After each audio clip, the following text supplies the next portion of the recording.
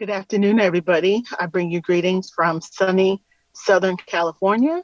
My name is Danielle Campbell, and I am a community member at the UCSD CFAR CAB. I have with me today Dr. Luis Montaner and Mr. William B. Carter. Gentlemen, if you could please introduce yourselves, and Dr. Luis Montaner will kick us off on a very, very relevant discussion on HIV cure and what's going on locally in Philadelphia at the BEAT. Thank you, Danielle, and thank you everyone for joining and for this invitation. It's indeed an honor to represent the HIV cure directed research. My name is Luis Montaner. I'm at the Wistar Institute, and I'm one of the multiple PIs of the BEAT-HIV collaboratory. And as Danielle indicated, I'm joined by Mr. William Carter, who's the chair of our CAB, who will speak after me. So basically, we have the privilege to speak about our program, but I think it goes without saying that there is a larger network of cure-directed research centers in the nation that has just been awarded this year, representing a significant expansion of the effort and funds going towards cure-directed research. And importantly, we have, for the first time, one of these centered around pediatric research, and that is PAVE. The ones noted here as BEAT and I4C are second-time awardees, and we have our veterans CARE and DARE who would be initiating their third round. But as you can see, there's a lot of new people, new teams, which is really exciting for ideas exchange and overall development. And this is made possible by really a coalition of funders across NIH that have come together to support this effort, really highlighting the commitment of NIH towards advancing an HIV cure as a priority in the HIV research agenda. So regarding BEAT-HIV, we have had the benefit over the first 5 years to really grow into a multinational and global coalition with multiple institutions and collaborators across the US and abroad. And although our initial grant really focuses our funding on a subset of these, the entire network has really been an outgrowth of a community of like-minded researchers under a common vision. And the vision that we've been putting forward is really that we seek to develop and test innovative combined immunotherapy strategies to eradicate or induce permanent remission in the absence of antiretroviral therapy. So what does that actually mean? I think that this cartoon has been really helpful in trying to articulate kind of like what we're after, because they really show or try to represent some of our objectives in the entire program. The first is, from the very beginning, we've been focused on trying to understand where the HIV reservoir is in an individual that takes antiretroviral therapy and remains suppressed.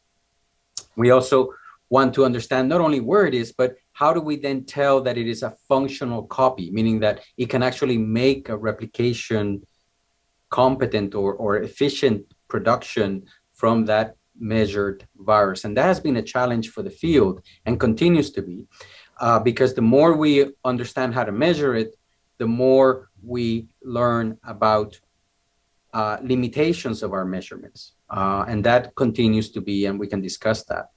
The second is really, how do we promote or develop the types of responses within a person that will be able to control viral replication in the absence of antiretroviral therapy. And we know that there are individuals that do this naturally. They're called elite controllers, for example. And we really, a component of the effort is really trying to develop, how do we get to that point? Do we need help with specific therapies that promote that? Or can we generate a series of responses in a person or that allows them to reach this state? And lastly, how do we eradicate, not just control, but eradicate or take out HIV from an individual altogether? We have examples of this, like Timothy Brown, for example, of a bone marrow transplant. But as a proof of principle, yes, but as a practice of a strategy, we don't have one yet, but that doesn't mean we can't try. There are certainly several approaches that are being discussed and developed that are trying to pursue that. So from a more kind of jargony type of framework, this is how we articulate them in regards to what would be a research audience, would be understanding how to measure the reservoir and factors determining control as we measured, as we discussed, develop strategies for durable control of rebound by defining host and viral determinants for control in the absence of ART, develop strategies to achieve substantial reductions in the size of the rebound competent reservoir, which this is really reflecting that virus that can come out effectively from someone under therapy, towards the ultimate goal of eradication or inactivation, which are the two outcomes that we discussed earlier, whether it's a functional cure or a sterilizing cure. And most importantly, we want to advance all of this research in really a communication with a community that not only seeks to learn from the community, but also provide social science research opportunities that advances how best to integrate all these advancements into the lives of people living with HIV. For those that want to see the framework on a different way of our laboratory, this is what it would look like. And you can see at the top, it's been led by the Wistar Institute, the University of Pennsylvania, and Johns Hopkins. This is myself here at Wistar, Jim Riley at the University of Pennsylvania, and Dr. Bob Silicano at Johns Hopkins. Each one of these areas that we talked about, whether it be control, eradication, or remission, how to find the virus, how to control it, or how to eradicate it, are segmented with different teams leading those. And you can see that in the other two sites, there's really more people that are supporting these efforts, whether it be by providing support clinically or by biospecimens that are being procured or community outreach. And certainly we also have a number of industry partners that are helping us as well. So how do we envision we moving forward? We really think of it as a continuum that we want to start by proving things in the laboratory that can then be evidence in people that are living with HIV and can be tested in animal models, and that those models allow us to advance those into clinical intervention.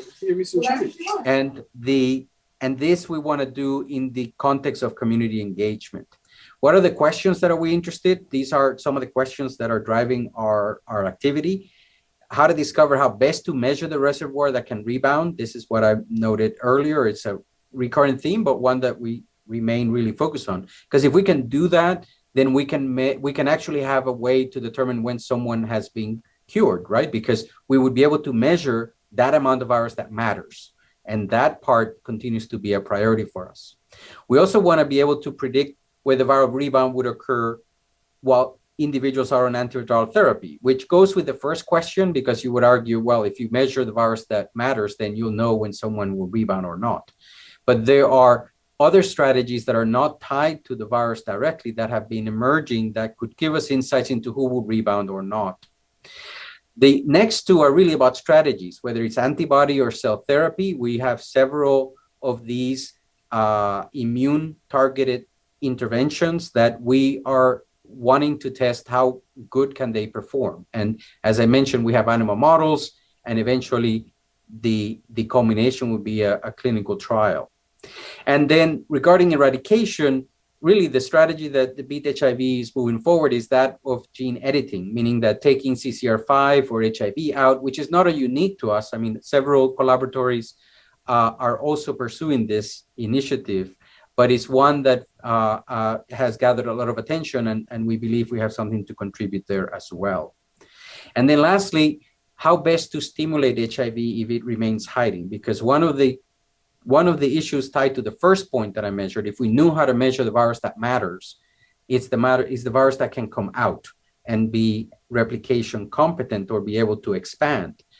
But in order to kind of like see where that virus is relative to everything that is DNA positive or virus positive in a cell, one of the ways that we could do that is if we could effectively express the virus, and that way tell us, okay, well, this cell is not able to do that, this cell is, so therefore the one that can express it is the one that matters. So how best to stimulate the expression from the reservoir is something that we're also interested in. When it comes to community engagement, here the portfolio of activities have been really broad. And for example, we have, as will expand upon, efforts under these viral load devices that are home-based, can be taken at home and sent into the clinic. And we're currently comparing how well are these devices performing, how well do community members manage this intervention, is it sustainable? And Will can comment on that because he participated in these studies directly.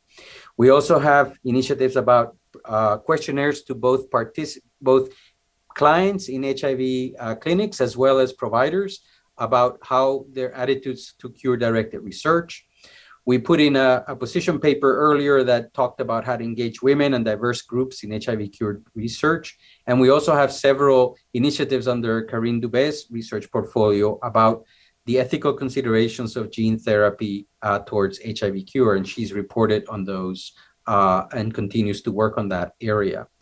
From a community perspective, I think one of the unique models that we've been able to develop, and we hope could be useful to others to consider, is the concept of a KEG, which is really a three-party group that comes in and meets monthly, which is really the scientific leadership of the collaboratory, together with a community-based organization that interfaces with our primary population that we want to serve, with the persons living with HIV, and a diverse community advisory board that represents all the opinions and perspectives on live experiences from people living with HIV. And then together they make the KEG, which the CAB is only one part of that. And that has been very efficient in generating tools to educate the community, whether it be videos or a position paper, all of which are available through beathiv.org. And with that, I will transition to Will, who will expand on the community engagement group and perhaps address the perspective from his side as chair of the CAB. Will? Good afternoon, everyone. Thank you for having me, and congratulations for 25 years of fantastic service. And hopefully we won't have to have an additional 25 years. We will have worked our way out of this. But I am here as chair of the BEAT-HIV CAB. I am part of several studies as the chair and the person living with HIV. I have been positive now for 22 years, going on 23. I'm a healthy person. I just finished a interferon study where I was off of my meds for just a little over a year. I feel great. I was able to complete the study, and it just gives you a very positive outlook, and it brings light on and tears down stigmatism on the HIV, and on also on the research and how important research is, because without research and people exuberating and being able to stand up and be proud of their medical disorder that they have, to bring light on it. You know, everyone isn't qualified to participate in a study, or nor do they want to, but there's different ways of participating. And what the BEAT HIV has done, and our CAB, our Community Advisory Board, the people there have essentially put their money where their mouth is. We have not just myself as chair, but we have other CAB members who have participated in studies or would like to. But there's different ways of doing it. If you aren't able to physically do it, just holding a conversation with someone, it tears down stigmatism, opens up doors. I now am a recruiter for the University of Pennsylvania for HIV and AIDS research. I go out, I knock on doors, I go into doctors' offices to leave different flyers or different speaking places at different groups. And it really shows the community and physicians just how important research is and how important it is to also tear down that stigmatism about research and researchers. The BEAT-HIV, our laboratory makes itself available. They do speaking engagements. We do them together. We are very strong, united front, and they allow us to give us that voice that we've been looking for, and actually listen to and implement the things that we are saying. Speaking of the Dphil device that Louise showed you, it's a very small device, looks like a little Lego. But as a person who hates going every 3 months to go get blood work done, because I'm a very hard stick, I went from getting stuck 17 times to 1 time, which is a magnificent thing. To be able to save time, to be able to, in 6 minutes, have the amount of blood that you will need to have your doctor's information, the blood work done to keep you healthy. And all you have to do is take it to the closest mailbox to you. What a wonderful way where we've come in just a short period of time. It's not ready for the market yet, but hopefully during these trials, things will go great. That this will be, I'm hoping that within the next few years, this will be on the market as a wonderful, I'll say semi-instant thing, because it does have to be read. What more can you get from that? To not have to do it. I personally save an hour and a half, because I don't drive, of time. Also, our social science program, to help come up with ideas, we run focus groups. Our CAB members lead the focus group. They are participants in it. We do go out and promote, asking people to take part in this. The BEAT-HIV, part of the Martin Delaney Collaboratory, is here for the community so we can speak together as one. We're also looking to expand our CAB and the things that we do, but also as we do that, wanting to grow and to stay in the forefront, we still have to have that community input, and we are allowed to do that. I don't know if allowed is a good word, but that's the word I chose today. But we work in conjunction, very close with our CAB, our community engagement group, and us. We work as one.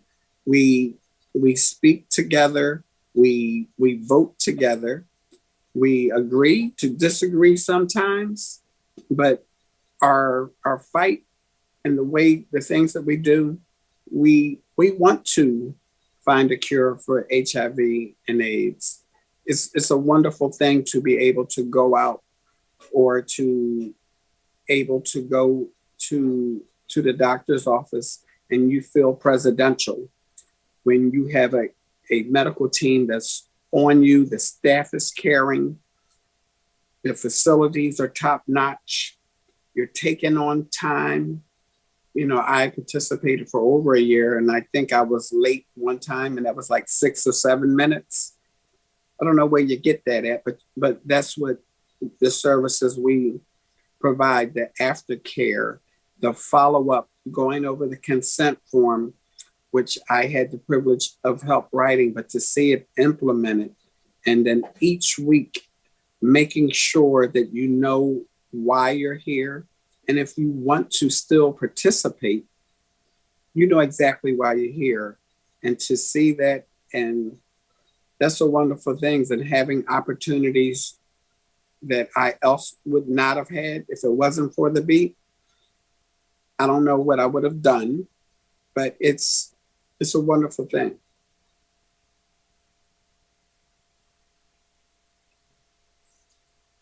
Thank you, Will. You're welcome. For you both, and for the lovely words of wisdom and scientific knowledge that you've imparted on our group. So I want to take it back a bit and engage you both in a bit of Q&A for the audience. And if folks have questions, please post those in the chat and they'll be communicated over to us directly. So this is the meeting of the National CFAR CAB Coalition. And to that point, we are a group, an inclusive group of community advocates from across the U.S. who focus our efforts on disseminating research, or bringing back research disseminated from the CFARs into our respective communities of affected individuals. So speaking from a community perspective, what do each of you feel the future of community engagement and how it fits within the context of the BEAT and broadly as the Martin Delaney collaboratories have now cycled through its third iteration of funding? I guess I'll take that first. This shows that the community relations is very important. It's important to utilize the community. One, the products that the doctors and researchers are coming up with, that's fine and dandy. Their dreams keep me alive and it allows me to dream. So I ask you to keep doing it. But I'm also asking you that you respect the community, respect our position, respect our professionalism, respect the fact that we also give. Because the one thing that you cannot do, that I'm able to do and willing to do, you cannot swallow your own pill. You cannot take the injections. You can't do any of that without us. And also, as you do that, put the money back into the community. Use the community members for your advertisement. You have a specific targeted audience. Do that. Treat the community with respect because we work together. Your dreams keeps me dreaming and allows me to live a very quite healthy life. Thank you. Dr. Montaner, over to you. Your thoughts? So I don't know that I can add a lot to what Will has shared with us, but I can tell you that without community, it doesn't work. It's really an empty effort. If community and people living with HIV don't become and feel true partners in this effort, we will never reach very far because we can have ideas, we can have concepts, but we still want to develop those and learn from what's happening in the context of people living with HIV. And that can only happen when people want to be part of the effort. People want to give specimens of blood or apheresis or rectal biopsy or participate in a trial or take a survey. And it is only because of those contributions that we can then move one step further collectively, both scientists and community. So I think it's not so much a question of what can community do, but that community is an integral part of success. And without it, we won't succeed. Danielle, can I just add on to that? Absolutely. Okay, I have a favorite analogy. Those of you know me know I use this a lot, but I liken this into a restaurant. Stop inviting me to the table. I don't want to come to the table. I've eaten there now. I've been there for a while. What the BEAT does, they have invited our community into the kitchen. I'm actually in the kitchen, help coming up with the recipes. I'm chopping, I'm stepping, I'm stomping, I'm help planning that menu. And what that does, it just empowers not only the community, but it also empowers everyone. So if you do that, it's a great It's a great thing. Amazing. Thank you both for that weigh-in. I do have a question from the audience. There's a question that asks, can you expound on how you came up with the CEG model? If you can go back to that slide, Dr. Montaner, that is a very transformative approach. And for those folks listening within earshot of this dialogue, can you please talk a bit more about that three-pronged approach and how you came up with it? So basically, we didn't really try to come up with it. It was what we've been doing for 25 years. Because what happened is we at the Wistar Institute have been partnering with Philadelphia Fight, who is a community-based organization, and they have been part of a dialogue with us throughout the time in developing what are the priorities for research, how do we implement community participation. And then when we got the first award of the BEAT-HIV Collaboratory, we got for the first time resources to make a CAB. And then all of a sudden it was like, okay, well, we can add a CAB into what we're doing. So we're already talking to Fight all the time. So we'll just add the third piece, which is a CAB, to formally support that as a body. So we kind of like added the CAB to what we were doing, and all of a sudden came up with this three-party structure by adding the CAB more formally to represent community to what we were already doing relative to scientists and community-based organizations. So that's how this kind of came about. And because all of a sudden the impact of adding the CAB was transformative, because at that point it was basically a broader discussion than the community-based organization and the scientists, but one that brought a lot of different perspectives from broad communities into a very formal process of engagement, because we were then now meeting monthly and we were debating on what to do with this opportunity and how do we advance our mission, taking everyone's point of view. So it was really a process. It wasn't that we all of a sudden decided to sit down and say, we'll make a keg. It was like all of a sudden the BEAT-HIV provided the opportunity to generate a CAB. And when all of a sudden we added that to the other two pieces that we didn't want to let go, it became the keg. Awesome. I think that's super awesome that you all have that iterative relationship, or not even relationship, but a partnership, right? The community is driving the science is driving a further relationship with community outside of the context of just in participating in trials. So definitely appreciate that model. One thing I would love for you to talk a bit more about, we talked about the Dphil device here today.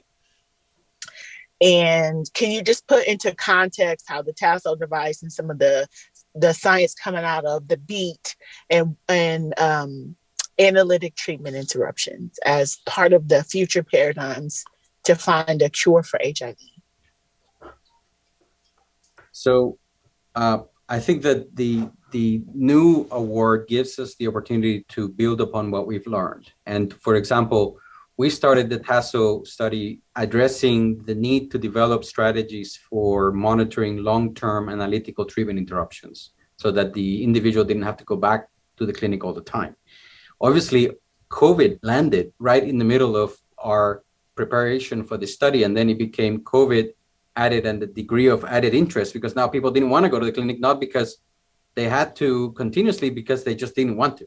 So, so it became more acutely in tune with what was happening. And I think that now, as we look to, kind of learn whether this device can actually deliver as we all expect it will, then we will go to the next study. And now we have, thankfully, the ability to continue that moving forward into the next cycle of funding. Regarding analytical treatment interruptions, I think that we are still, as a field, as I mentioned repeatedly, that we're still looking for the best way to measure HIV in a person living with HIV under therapy, because we still have not been able to identify the most reliable way to predict whether somebody is cured, whether somebody will not rebound if they stop. So because of that, the field is still dependent on analytical treatment interruptions as the most concrete way to learn what is the ultimate outcome of this strategy. Because, we can take blood, but blood doesn't represent what's happening in the liver and the lungs and the gut and everywhere else in the body, right? So when you stop therapy, everything is now a reflection of what happens next, because you could argue that what you measure in the blood after somebody stops therapy could come from any site in the body at that point. So we're still hopeful that we will be able to develop strategies that don't require an analytical treatment interruption, because I think as a research group, if we had an alternative, we would use that. But at the moment, the analytical treatment interruption remains a component of our strategy, because nothing has been able to replace that yet. And from the community standpoint, and as a person who has participated in both, just the feeling that I have had for, I think it's close to 14 months, Louise, or 13 months, that I did not have to wake up and take any medicine. What it does mentally for you, it just gave me a sense of freedom. It gave me a sense of having my life back. I went back to when I was 25, 30 years old, when I first got diagnosed. That's the feeling that I got. I was full of energy. Not saying that had anything to do with it, because I don't know, but the standpoint that I was open to it and didn't want to do this, but the freedom to be able to express how I felt and have the doctors actually listen to what I was saying and how I was feeling, that's a wonderful thing. Thank you for that. I think it's great. And just so that we're clear, an analytic treatment interruption involves, in the context of participating in a clinical research trial, a person living with HIV stopping their antiretroviral therapy. And then there's a monitoring process whereby which the time of viral rebound is assessed as part of participating in that trial. So we want to be clear that this is something that's happening in a very controlled, very supportive context. And Will, bless your soul, has given of himself to help advance that science. So we have a follow-up question from the audience about how long are the treatment interruptions in the context of some HIV cure-directed research studies, Dr. Montaner?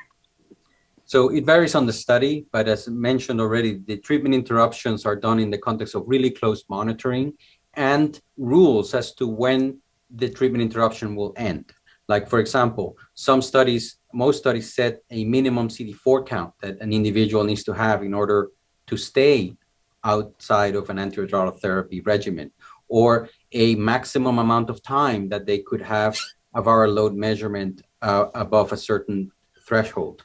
So although the study designs may allow a treatment interruption to be planned for a particular period of time, the criteria for stopping early and having an individual go back on their regimen has to be defined before they stop antiretroviral therapy. There has to be an agreement ahead of time that if these criteria are met, I'm back on antiretroviral therapy. And the criteria are meant to be a safeguard so that there is no harm that could follow someone, for example, becoming viremic for a long time and advancing their disease because of not being back on therapy. So to go back to your question, Danielle, the study designs vary with respect to how long an analytical treatment interruption could be, but they all have a common set of rules that they share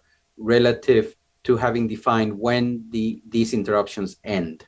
And so in the case of Will, the study that he was referring to was one where antiretroviral therapy was replaced by immunotherapy. In this regard, two broadly neutralizing antibodies and interferon.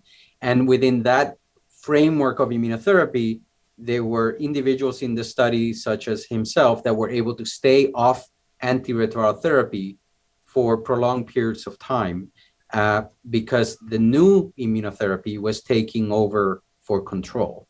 And the immunotherapy itself doesn't require the daily administration that pills do, for example.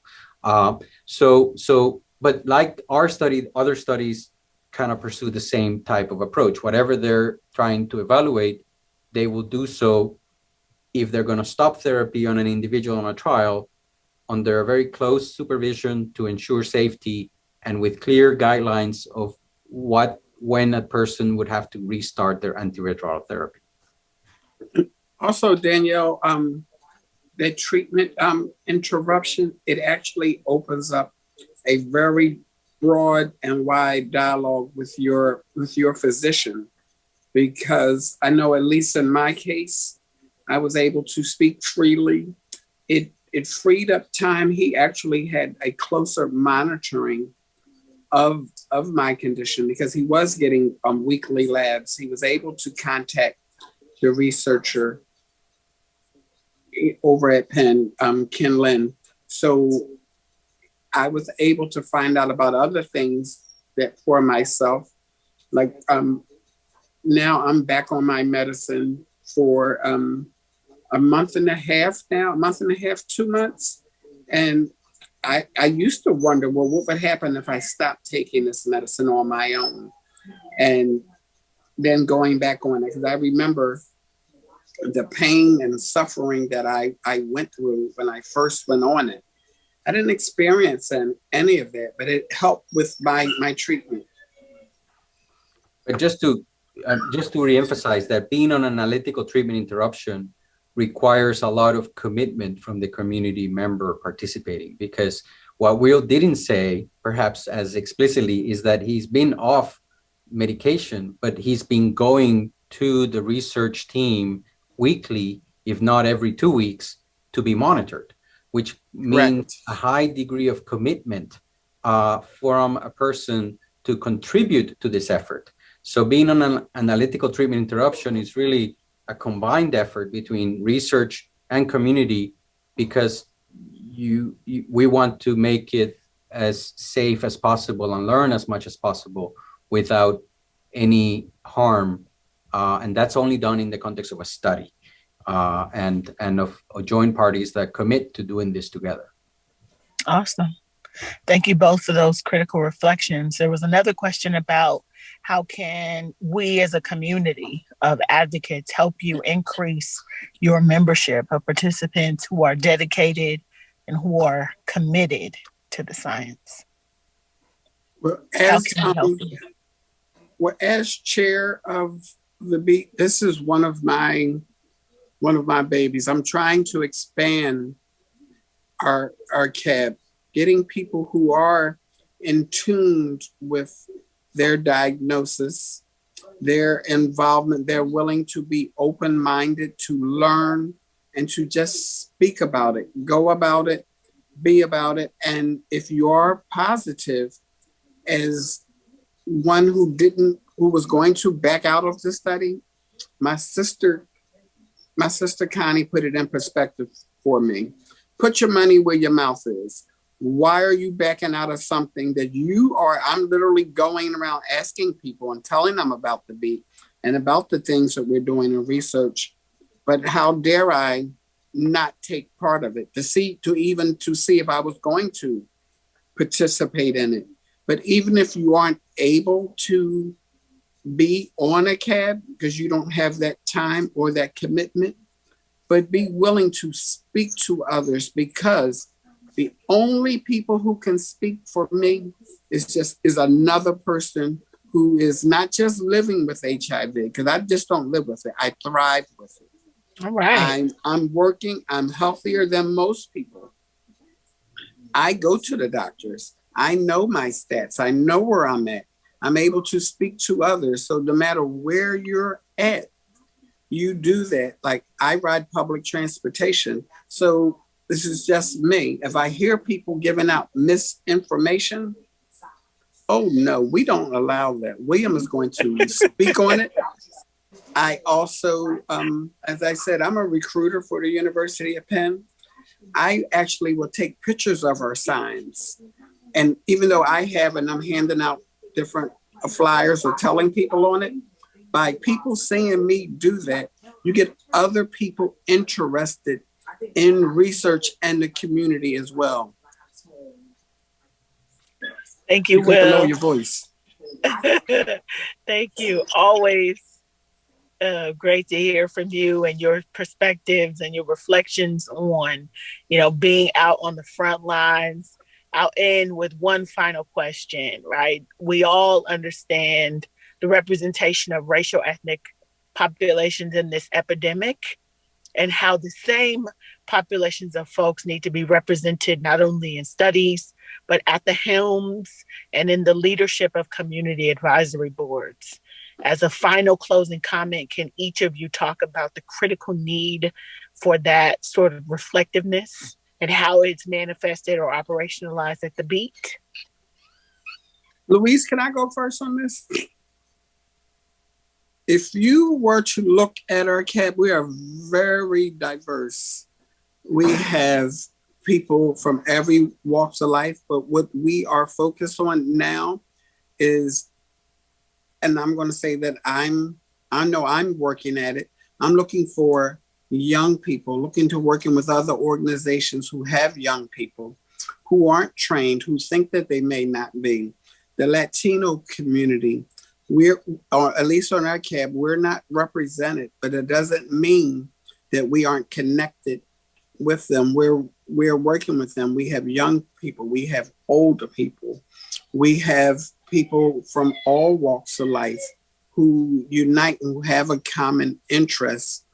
We have professors, we have cleaning people, we have a retired person, which is myself. And there's just a lot. There's a broad opening, but it opens the door that we ask our other CAB members to reach out wherever you're at and ask somebody just to come to listen to one of our meetings. I happen to sit on a all city cabinet where other CABs come in and we talk about our recruitment and how to advance the study and how can we help one another. So I'm going to invite everybody to do this one simple thing. Participate. That's all you got to do is participate. No more and no less. Give what you can, not what somebody else can. You cannot worry about what somebody else can do. But if you do it, somebody is going to stick somewhere. Awesome. Louise, final remarks. Over to you. So thank you, Danielle, and thank you, Will. So in a very sort of straightforward, we view the 12 to 14 positions in the CAB as a very precious thing. So we have like a table that basically says this person represents this constituency and this particular demographic. This person represents this and this.